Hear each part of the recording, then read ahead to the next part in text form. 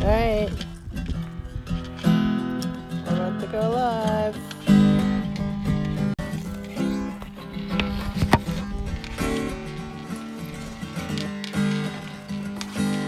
Homegrown tomatoes, Homegrown tomatoes. What would life be without homegrown tomatoes? Only one thing, two things money can't buy, and that's true love and homegrown tomatoes. Hey everybody! Hey! Happy Thursday. Happy Thursday. It's a beautiful day here. The fog lifted, the rain lifted. It's Thursday, May, what is it? May 30th? 30th. Oh my goodness. The Ides of May. Almost the end of May. We're about to, we just got a delivery of plants, so excuse me. I'm very excited. We put plants in the other day, and we got some peppers and we got tomatoes. we got more tomatoes. Homegrown tomatoes, homegrown tomatoes. What would life be without homegrown tomatoes? I always overbuy. Who can't resist? Oh, jeez. Sorry. Great production values here. Marleywood Studios. Welcome. Today is Q&A Thursday. Q&A Thursday. I'm Christine Segalas, and this I'm is Mark Gaulke. And we are Homegrown Harvest. We are here today. We're answering questions that viewers have sent us in. And so...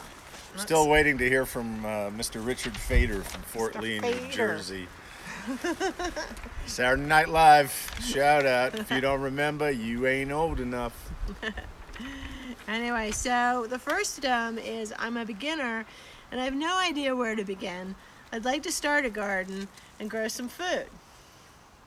What can I do? Start small. Well, I think one thing that we found, especially when we were in the business of consulting with people to put in the gardens and helping them put them in ourselves, is that especially since we did it in an affluent community, sometimes people would, say their eyes are bigger than their stomach, but they, if you're a never ever gardener, probably the first way to start is to not buy the biggest thing you can afford if you can afford a big garden. Does that make sense? Well, absolutely. Start small and learn and work your way up. And it's surprising how much of a garden that you can make out of a small thing. And this was another thing this is a story that I've probably told a million times. But if anybody remembers Grandma and Grandpa's garden, it was out in the back 40 of the property. It was a row of this, it was a row of that. It was a mini farm. You walked up and down the rows. That compacted the soil. That means you had to hose. My grandmother lived on the 7th floor. On the 7th floor? Then she had to hoe the 7th floor. She probably had you could probably, if you live in the 7th floor, you could still have a window box. Well, the thing is, right, exactly, that's the thing. I mean, even in New York City, or any city for that matter. We were just talking about that thing, those pictures we saw of the 1930s when the kids when the kids needed enough air. It looked like, picture an air conditioner. If you've never seen this, Google like kid in cage on tall buildings. It's hysterical. But it looks like an window air conditioner sticking out of a window, but it's roughly the size that a toddler could be in, and a toddler's in it.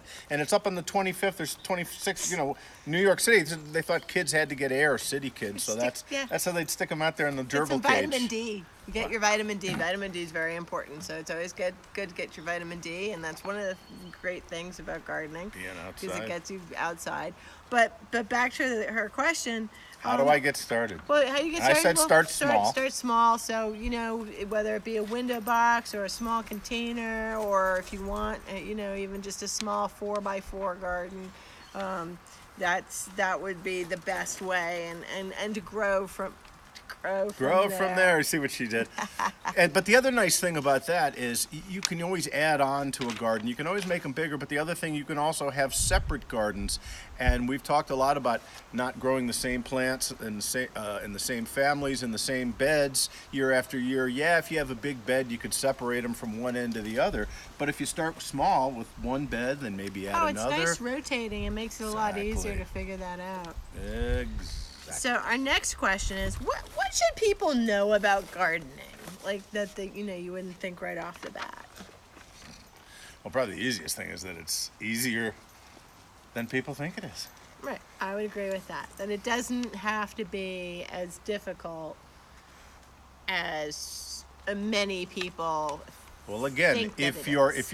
if your memories of gardens is Grandma and Grandpa's big thing out back there, you don't have the time or effort to do that. Right, but Anyway. also I think that people don't realize how much easier it is to grow in a raised bed versus like my grandma and grandpa's garden. You hoe in and you you're control doing your that. environment. It's a game changer. It's not even in the same league of gardening It really isn't. in your own. You know, whether it's these are the tools that we use are our hands. We don't need to use anything else except for maybe just a shovel to put in new Because compost. if you don't walk on it, Right, you're not compressing your garden, so you get less weeds. It's not like you don't get any weeds because birds and things blow in. But if you see a weed, it's really easy to pull out. this does not belong. One of these things is not like the others. Yeah, it makes it hard Isn't there during a the song very, like that? very No.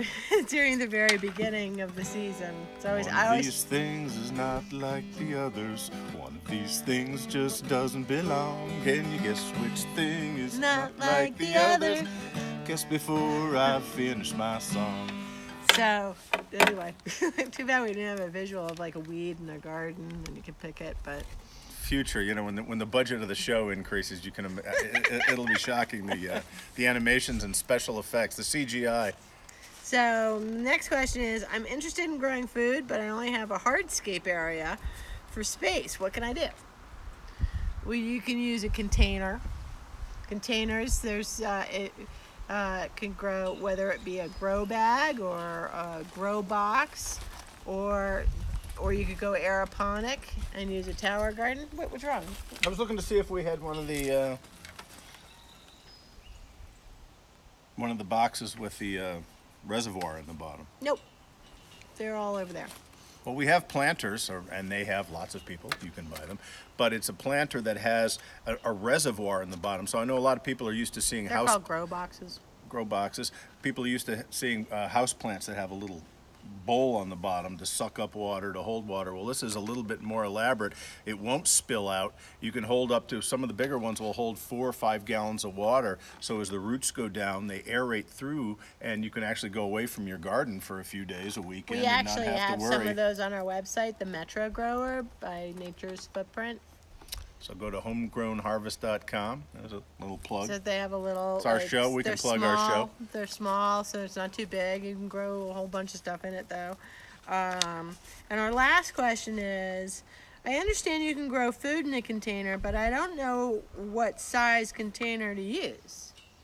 Now, that's important because the right size, the right plant, and the right size container. You don't want them to get root bound. Do you ever take a plant out of a little pot like you get from, and it's, probably if we take one of these tomatoes out, you take the plant out of here and the whole thing inside, Got the roots it's just all, got like, the wrapping white around it. wrapping, it's probably the ones coming out of here, and that's root bound. You don't want that to happen. So, but if you want to successfully, and also in order to have the right amount of space, different plants need to have, the right size container. So room to move, as room they to say. move. So if you want to grow like a standard, That's a song too. I'm sure it is. If you want to grow a standard size tomato, you would need like a 3 to 5 gallon container, which really isn't that big. Well, Look at those, like, what are those, pickle, what do you call those things? Not pickle jars.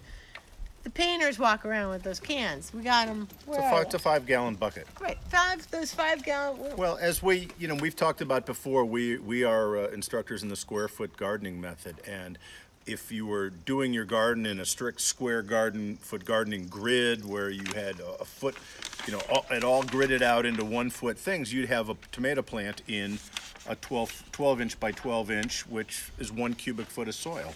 Right. So yeah. Yeah.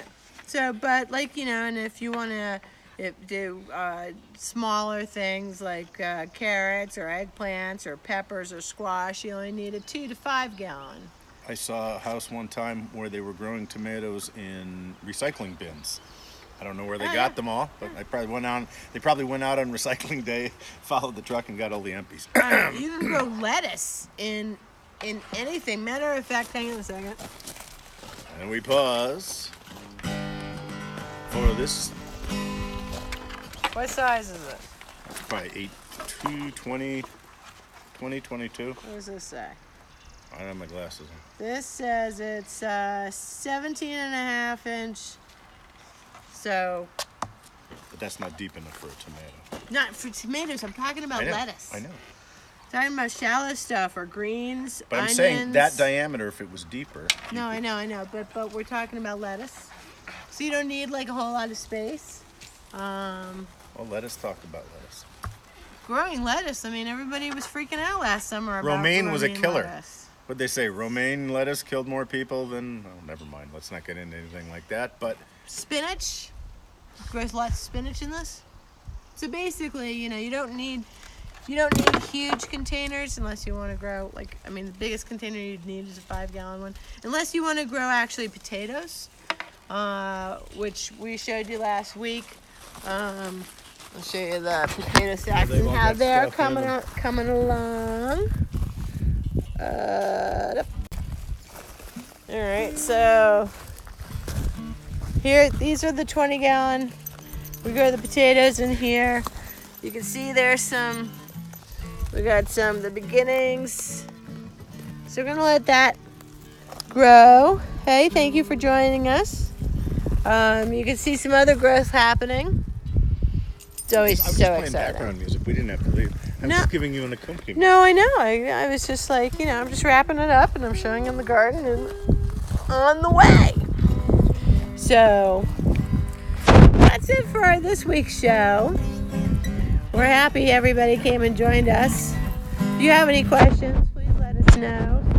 Check us out on our Facebook page or Instagram.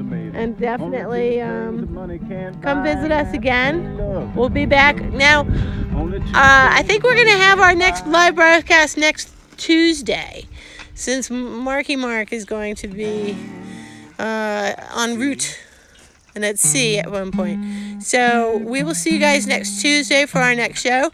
Tuesday live at 2. And thanks again for coming and visiting us. And next we're going to talk about tower garden and setting up your tower garden, how to take care of your tower garden plants and all that. So we'll talk to you all next week. Have a great week. Have a great weekend. Thanks for coming.